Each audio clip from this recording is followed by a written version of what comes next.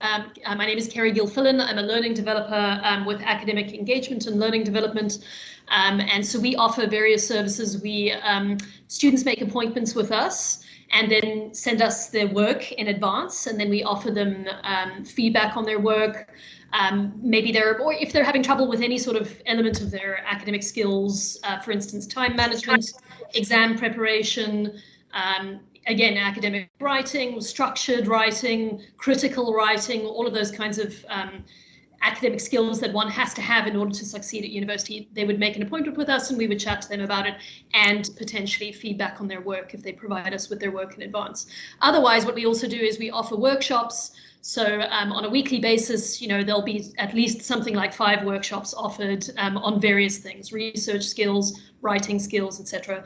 So students would sign up and we would deliver that workshop and then we would have a little chat about it at the end if there are any questions. And additionally what we do is we do embedded similar sessions like that, but embedded within modules. So we'll go to a lecture and we'll deliver a similar session, but that has been tailored to the assignment that the students have been given. So we'll try and give them some guidance as to how to approach the assignment they've been given. Okay, so that's me. Hello, Kerry. Nice to meet you. And I am Sara. I am in the same team as Kerry, but I do a different job. So where Kerry is a learning developer, I am a subject librarian. I'm an engagement librarian, which basically means I look after certain subjects where I talk to the academics, I talk to the students, I talk to all the people kind of in between. I buy the books for the different subject areas. And the other thing that's really kind of parallel to what Kerry does is that I run teaching sessions. So that could be a session like this where you sign up through Engage and we might talk about referencing, we might talk about how to do dissertation research, looking for newspaper articles, we might focus it in on one subject. And as well, I also do the one-to-one appointments. So I often get students from areas that I support. So that would be media, that would be music, that would be fashion business. So I get students making appointments with me. Well, we might talk about some kind of issue they're having with searching, that they're able to find some stuff, not other things. Or it might be referencing something a bit tricky, or they've got some feedback maybe from their tutor or from a summative assignment, in between ones, a midterm assignment, where the tutor might say to them, yeah, this is going well, but you need more academic material in your next assignment. And they're like, what does that mean? So I might be a person they might just have a conversation with, have a one-to-one appointment with as well. So those are the kind of the 2 areas where I think we're kind of parallel, wouldn't you say, kind of, Kerry? So sometimes students might ask us about something that I can kind of start them off on, but I can't provide the actual expertise, which Kerry might be able to do. So we kind of work together, and Kerry might get like a referencing query where it's a bit specialist. It might be to do with like a law student asking about something super specific, and she might bat it back to a librarian. So we're all in a team together, which is why we're so enthusiastic about each other's services, because we're always learning about them. And similarly, if you were to make an appointment with me, or I was to meet you somewhere, student, and you said to me, I really need help with essay writing, or I'm struggling with my structure, like I can start, but I don't really know how to push it on, I would, with my hand on my heart, say, my colleagues, my learning development colleagues are the best. They are awesome. They're going to give you all kinds of tips to get you through that barrier. And for me, every time I'm in a session or moderating, maybe helping out or doing a combined session with my learning development colleagues, I learn something. So, and I don't write assignments, I'm happy to say, I don't write essays. So I learn from those kind of interactions as well. And that's why we're so enthusiastic about it. I'm a postgraduate student studying human resource management. Where should I start when searching for materials for a literature review? There is an excellent HR section in the business business school LibGuide. And there are a couple of kind of databases that are a bit better for looking, it depends on the type of material you're looking for. Certainly for literature review, I would say your first stop is Library Search for sure. Because you're going to get that. I think with HRM as well, it's an area where you're going to have a lot of your trade press, so your kind of stuff that people read when they're in the jobs about the latest kind of, I don't want to say case studies, but kind of softer touch. And then you're going to have your academic journals where people have done the full research, the big, the big pieces, the big studies and reviews of different literature gone by as well. So you've got kind of those two serving different purposes, but both available to you at Westminster. I would also recommend maybe trying to get an appointment with either I think Anne or Sara Goddard. And again, you can do that from the library guide. You'll see their lovely faces, and then there's a button underneath that says email me or book an appointment. And both times when you hit the book an appointment, you'll go straight to their calendar. So you don't have to fuss around and engage trying to look for the page that's got the right person. So I think just take the time to have a little look through, see what recommendations are made, and then when you're ready to kind of go in and start looking for the areas that you want to cover in your literature review, straight into Library Search is my personal recommend. But you've also got Google Scholar, which you'll have guidance for as well. Anybody else in the library team want to throw something in? I was wondering as well. I mean, this is quite a good question, actually. When do you know when to stop with your literature review? Because if you're doing a topic and there's just so much literature out there, how do you know sort of what to exclude and what to keep in and what's the most important? How would you work that out? So my response to that would be, you would need to sort of rank them. I mean, obviously what you're trying to do is answer your research question, or at least you're trying to relate your literature review to your research question. So you're just kind of ranking them in order of relevance. What's the inner circle? What's the outer circle? And so those, and obviously you're also the sort of word count and the argument you're trying to make will dictate what needs to be excluded and what are the, because normally with a literature review, it's divided up into a few themes, a few sort of subtopics. And so there will be certain key papers that you will need to cover in order to adequately cover those subtopics, and then other peripheral ones that you could potentially exclude because they're not absolutely essential to the kind of argument, or they're not absolutely essential to your providing an adequate description of the territory and the debates within that territory and the different positions that different scholars have taken. So you do what is necessary in order to adequately cover the territory and adequately cover those debates, those major points within that territory, while excluding things that are more peripheral. So as I say, I would rank them according to relevance, direct relevance and indirect relevance, But the first step in that is, of course, identifying those themes, identifying those subtopics, which is work in itself, being able to correctly categorize, these are major parts of the map that I need to describe, That's such a good way of thinking about it, kind of like a ranking, like what is important enough to make it into my literature review. I've put the library guide for the literature review into the chat, mainly because one thing that's really nice about the guides, and especially the way that my learning development colleagues have set out theirs, is that they'll give you quite a few different approaches. So the ranking idea of what you include is one approach. I've got a colleague who, a librarian colleague, who finds it helpful to think of the literature review as who would you, within your subject area, who would you want to have at your dining table? So this idea, this concept, that one. What does this paper speak to? What does it approach? Who's going to engage in that type of conversation?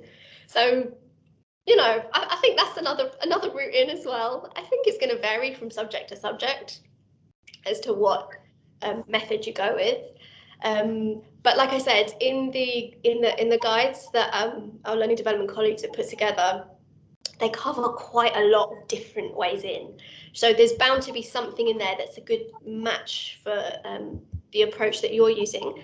And also you may find that, again, just as Kerry said, that sometimes your tutors will kind of scaffold how they take you to a literature review. So they might not say, hey, tomorrow, everybody write a literature review, you know. They might, sometimes you might get a kind of in-between task where everybody gets, you know, a certain area where they have to kind of bring up a couple of really good thinkers or that kind of support. Sometimes they ask you to do maybe like a what's the phrase I'm looking for, librarians, annotated bibliography, which is again kind of like a middle ground exercise. And sometimes in the module handbook as well, they might provide some examples. So sometimes how you're brought to the task of doing a literature review can be kind of have a context in how your tutors have run your program. So again, it seems like a typical librarian thing to say, but that's always what we say. Check the module handbook. And again, just as Carming's mentioned up there in the chat, I'm pointing that way to chat because that's where it is for me, but apologies if I'm pointing at someone. Assignment criteria, all of the stuff that they give you that goes alongside your kind of learning with the modules, I'd say, is worth casting an eye over with that in mind. Because, you know, beginning of term, you've got a whole module handbook. Who's going to read that? Who's going to read that whole module handbook at the beginning of term? Not me. I would go through when I knew I was looking for something, when I knew it had a direct relevance on a task for me, but that's maybe because I'm a little bit last-minute-y, my personality. But yeah. Maybe I think another question that Kusama raised there, which is worth addressing, is does one have to read an entire book? And I think the answer to that is no. You know, you're what you want to get a sense of what is the scope of this book, what is the scope of this work, what, you know, the scope of the different points that they're making in relation to some general topic or whatever it is. But you want to try and focus in, use your judgment to focus in on what's relevant to you. But of course, in order to understand, let's say you're going to focus on a particular chapter, you do want to have a certain sense of how that chapter relates to the other material that they cover. But to have that familiarity with the other material, you can skim, you can read introductions, abstracts, you know, introductions and conclusions, maybe the first line of of each paragraph, just to get a sense of what's the general point they're making, you know, around in those peripheral areas of the book, so that it can inform your understanding of the chapter that you're particularly going to focus on and read deeply, or the couple of chapters that you're going to read deeply. So, you know, with articles, I would read deeply, as long as you have gone through that skimming and scanning process with the article to confirm that this indeed is an article that is useful and relevant, and I'm definitely going to use it. So when you're reading articles to have them feed into your literature review, you don't want to be deep reading everything. You want to be skimming and scanning at the outset to establish whether this is indeed useful and would be a useful sort of contribution to my review. So basically, anyway, to sum it up, essentially, you need to do a superficial reading. Every reading needs to go through two stages. You do superficial reading at first, you're skimming and scanning, reading introductions, conclusions, and then once you've identified that this is indeed useful and relevant, then you move on to the deep reading phase. I always say top and tail, right? So you definitely read the introduction, try and read a bit of the author's own literature review, which will be that first part of the journal article. And then especially if you've got like a nice section kind of broken up, if you're interested in the methodology, have a peek, see how they did it, see what they did. Again, on that skim level, then you're pretty much going to head to the conclusion and then maybe the references as well. But again, this is within the context. This will be different for different subjects. If you have a specific article that's really like looking at an example that informs and can be, you know, put into context with some of your other material, then yeah, the deep reading is the way forward. So I'd say it kind of varies. English is my second language. Does the library have any resources which will help me practice my language skills? So there is a module for second language students. Let me see if I can find it, and I'll put the link in the chat. We have the learning developers have a guide on academic English, sort of language skills for an academic context. But in terms of, it's not necessarily geared towards second language speakers, although some of the apps that we provide, or some of the outside resources that we link to in that guide do have that function of, say, helping students with prepositions, certain grammatical elements, prepositions, articles, areas where second language students often have trouble. So we do have some links to sort of exercises and resources that you can use outside of our guide. So I would have a look at our guide. I'll put the link to our guide in the chat, but I will also put a link to the module that is run by a separate department specifically for students who have English as a second language. That is such a great question as well, Percy, because we get those types of questions a lot. The other thing that I would recommend is, I mean, it depends if it suits you a bit better, but we have a subscription to a database which holds, I say database, it's actually a little bit nicer than that, where you can kind of browse through lots of kind of popular magazines in English, and it's called actually in quite a few languages, but it's called Press Reader. It's just a really nice way to kind of engage with, just those public journals. What am I talking about? Newspapers, magazines, just really kind of nice, popular magazines, right? But it's part of your subscription as a, part of what you're entitled to use as a university student at Westminster anyway. So you may as well have a little look, and you'll find that, just these elements can help kind of bring your language level up. The other thing I would say, we have a couple of databases, again, where you can watch material. So we have Boxer Broadcasts, if you are based within the UK, where you can watch all kinds of TV and listen to some of the radio as well. We've got a couple of other databases as well. We've got a whole guide on audiovisual materials, so that there are lots of options to try and make the most of these resources to raise your language level as well. I actually I had a look on LinkedIn Learning just to see if anything turned up, and so LinkedIn Learning is a resource that we subscribe to, Pushy, and there are all kinds of little courses there on all kinds of things that you might find useful. But anyway, so if there's any skill that you're struggling with, you might try searching for it there. And so I happened to search for English language in LinkedIn Learning, and it does seem as if there are some resources there. So check it out, see whether you might find that useful. Kerry, I can't believe I forgot to mention LinkedIn Learning. Well, I wasn't sure whether it was something that LinkedIn Learning would cover, but there are, there do seem to be materials there on it. So, go LinkedIn. Yeah, man. LinkedIn Learning for Percy and Kusama, actually, it is a treasure trove of tutorials on so much amazing information. So computer programming, topping up yourself on your skills on Excel. So even like from kind of basic user right through to we've got computing languages in there, haven't we? We've got I say we as if I had recorded them. There's so much stuff in there, honestly. Interview technique for job descriptions, if you want to learn how to do an online animation, I think that's in there as well. There's so much, and it is, again, part of your subscription while you're at Westminster. I think it's fairly expensive to subscribe to outside of institutional subscription. So I would definitely recommend for students to have a little look, see what types of content on there might be helpful for you. However, I've just had another look, and some of those results are not that useful. So, you know, as far as language learning goes, it may not be your, you know, your primary resource. I would say those modules are really your first port of call.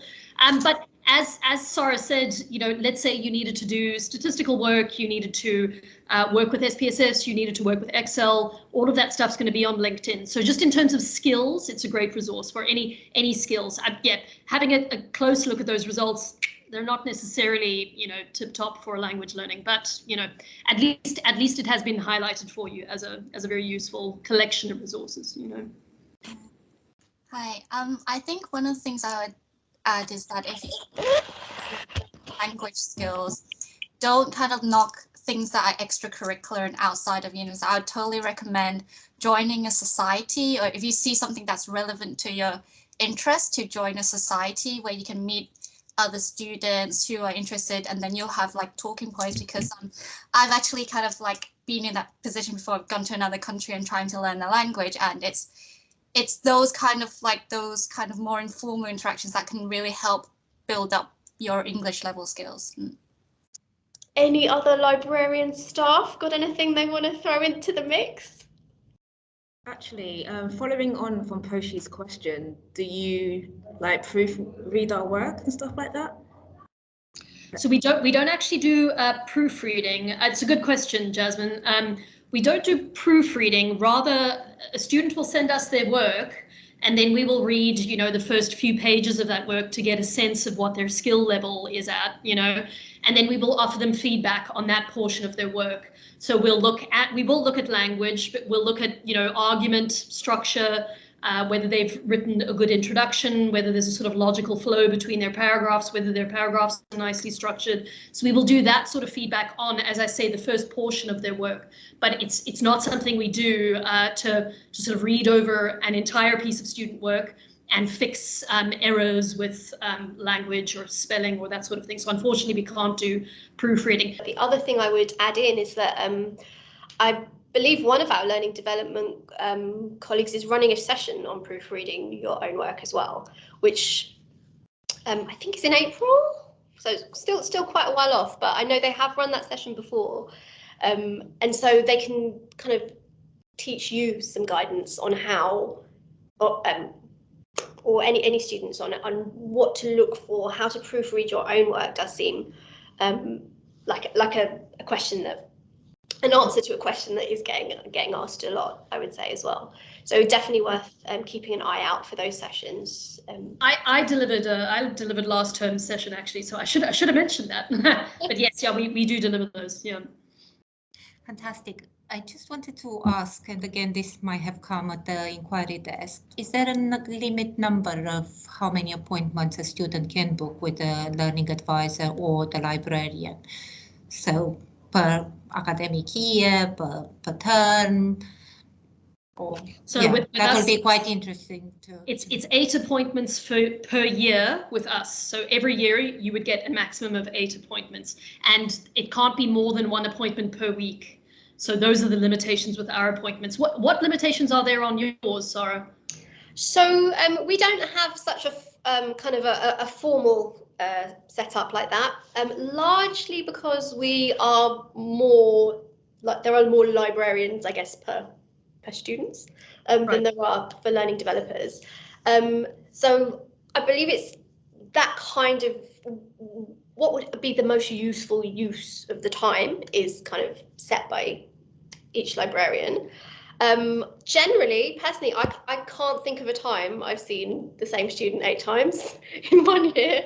I would say probably the most, maybe 6 in 1 year, which is, again, really nice experience for us because we get to kind of go on a bit of the journey with the student, I suppose, in that respect.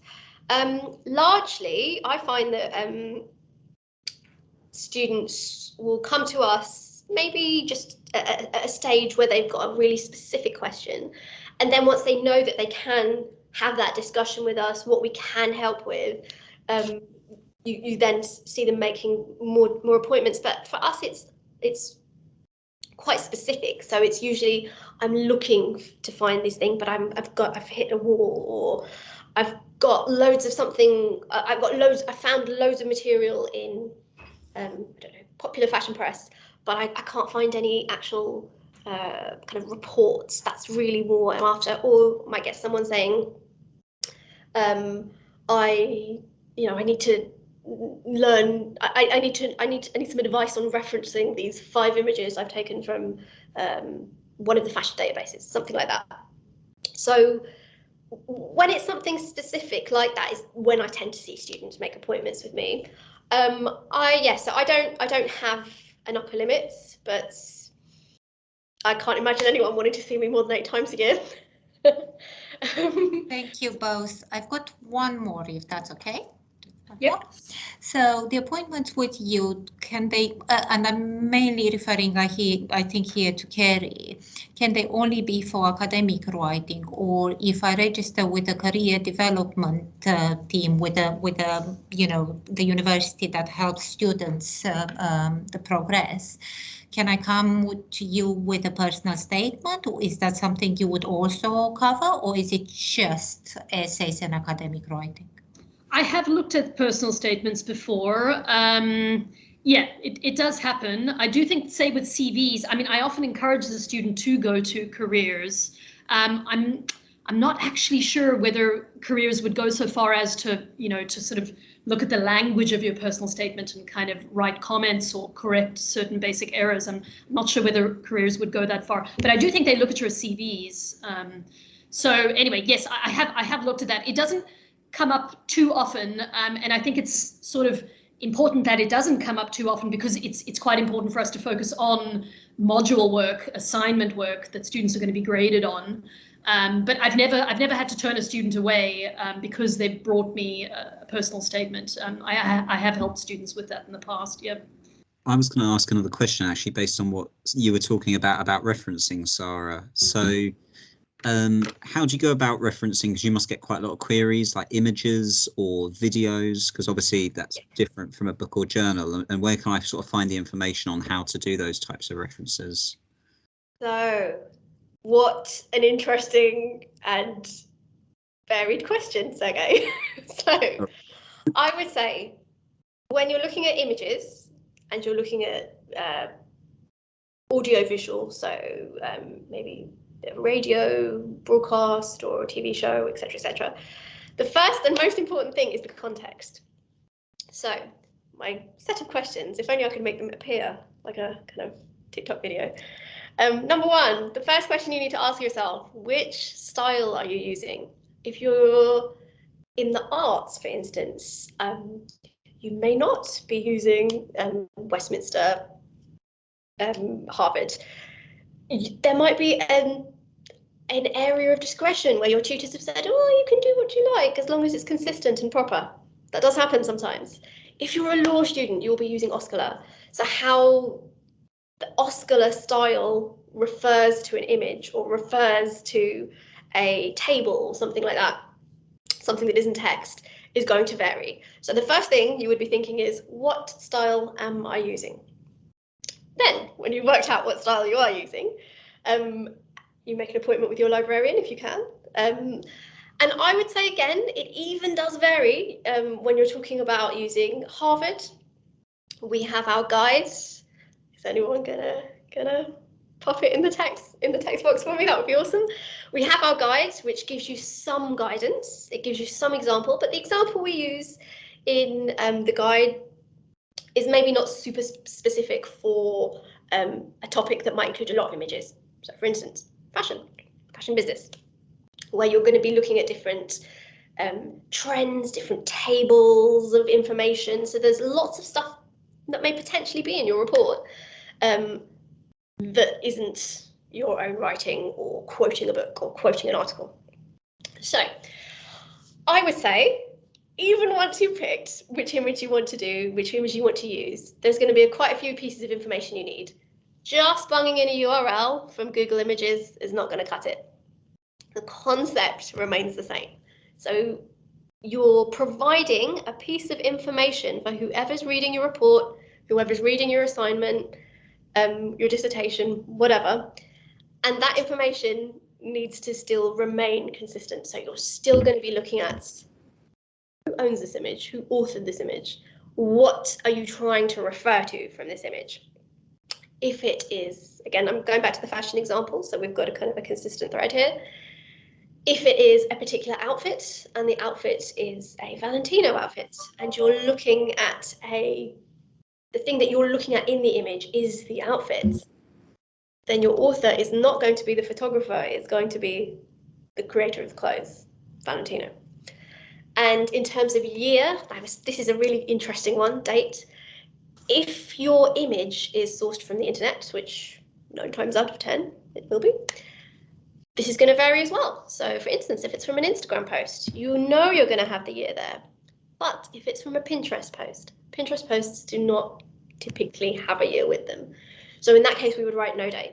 So the reason I'm kind of going around the houses a bit here, Sergey, is that it really depends on the image. It depends what it's for. It depends on, are you going to use about 20 images in your writing? And if that is the case, perhaps you want to not just list them in your bibliography or your list of references alongside your books and your articles. Perhaps you might like to do a list of tables or a list of images separately. So again, find out what style you're using, check the module handbook, check the guidance from the tutor. What is the expectation? Have they given you an example in the 100-page module handbook? Around page 70, have they thrown in an example bibliography? They sometimes do that. So context, consistency, and yeah, just it really depends. So I'm sorry there's no clear answer there, but get to know your librarian. Yeah, that's a really interesting answer. Yeah, I didn't know it could vary so much. No, that's a great answer. Thank you. Maybe one last one, really quick one, maybe Kerry probably. When you first starting your dissertation, what kind of tips and advice do you give students about structuring the timing of approaching the work? So, do you sort of say this much time to research, this much to write up, this much to, what kind of advice do you give to someone who's starting out? Yeah, so we have a guide on sort of planning and structuring your dissertation, and we advise the students use Gantt charts, which is it's a sort of, you're using an Excel spreadsheet and you're dividing up the dissertation into micro stages, really micro stages. So I'm going to dedicate the first 2 weeks to collecting X resources, whatever it is. Then the next couple of weeks will be focused on developing a research question, if you have to develop your own.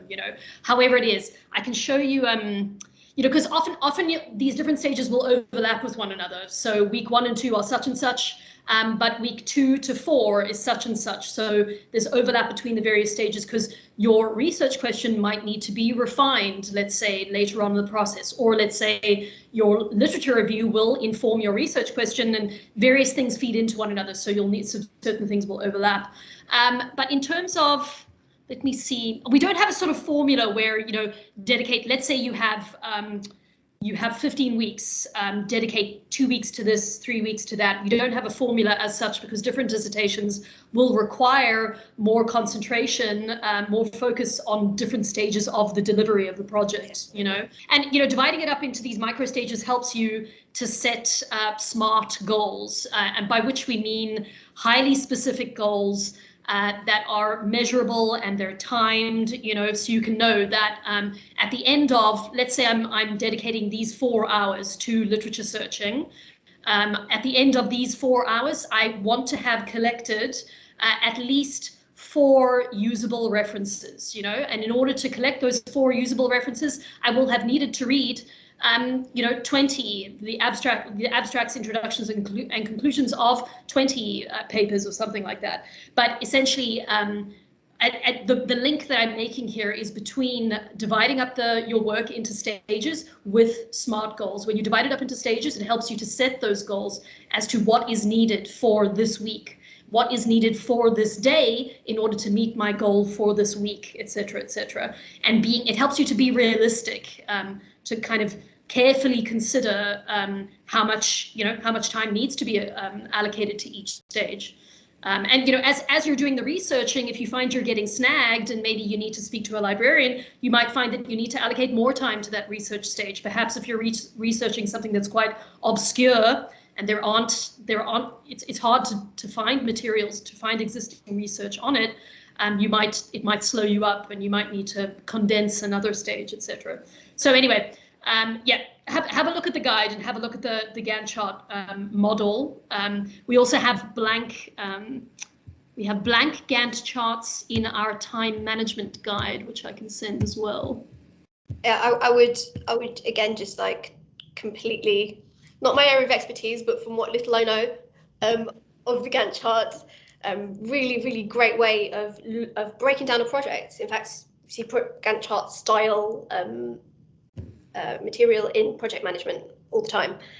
The other thing that when I first came across the Gantt chart that really was like a light bulb moment for me was that the Gantt chart shows you what needs to be done in order for the next stage to be achieved. And for me, for someone who is not a naturally inclined lateral, shall we say, thinker. So for me, I'm the brainstorm type. I think of and then I'm going to do this, and then I'm going to do that, and then next in the project thing, I'm going to do that. I'm going to really enjoy telling everybody about the outcomes, and and then I've probably got to send that email. So for me, being forced to map that out, like having some discipline with my brain, map it out, knowing that I have to do X, Y, and Z before I can do the fun thing that is the next, whatever comes after Z, Z1. For me, that was completely changed the way I started to plan myself. So I think that's a really good point, actually. The sequencing, it's important to understand the sequencing, and like in project management lingo, to understand the dependencies, what depends on what, and therefore where might bottlenecks arise, where I cannot proceed to the following stage until blah, blah, blah has been done. I had a student who, his work involved a lot of sort of experimental, he needed to sort of experiment with different materials in producing a design. And so clearly that was going to be a stage that he needed to dedicate a lot of time to, because any kind of practical activity is going to take time, as opposed to, sitting at home on a computer reading things. But thinking that through and thinking through all of those micro steps involved in achieving a certain stage helps you to realistically allocate a certain, amount of time to that stage. There's some great courses on LinkedIn Learning as well about how to create Gantt charts. I did one about a year ago and it was really good because I'd never used them before. So LinkedIn Learning again to learn how to do the Gantt chart. That's brilliant. We've gone full circle. Yeah. Oh my God. It's like a poem or something. Nicely done, Sergey. Amazing. So thank you so much to our students who attended, and thank you to everybody, all the staff members who came as well to ask questions and give some input. And thank you most of all to Sara and Kerry for being the hosts of our session and sharing so much useful knowledge with us. I've really found it so helpful. I hope everybody else has as well. Thanks for watching. Don't forget to like this video, subscribe to our channel, and leave us a comment down below if you've got a question that you'd like to be included in future sessions.